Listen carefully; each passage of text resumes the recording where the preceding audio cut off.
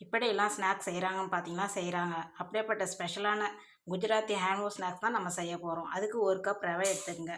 1 cup ரவைக்கு 1/2 cup தயிர் சேர்த்துங்க. பொடியாக நறுக்கின வெங்காயம் சேர்த்துங்க. துருவின கேரட் 1 கேரட் சேர்த்துங்க. கேப்சிகம் அரை கேப்சிகம் சேர்த்துங்க. 1/4 டீஸ்பூன் இஞ்சி பூண்டு பேஸ்ட்டு சேர்த்துங்க. 1/2 டீஸ்பூன் சில்லி பவுடர் சேர்த்துங்க. 1/4 டீஸ்பூன் கரம் மசாலா சேர்த்துங்க. 1/4 டீஸ்பூன் சாட் மசாலா சேர்த்துங்க. புதினா தழை கொஞ்சம் சேர்த்துங்க. தேவையான உப்பு சேர்த்து கலந்து விடுங்க.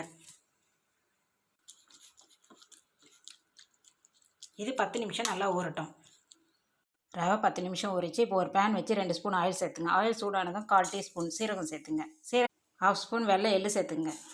இது நல்லா பொரிஞ்சு தான் அந்த பேட்டரை ஊற்றிக்கலாம். இப்போ நல்லா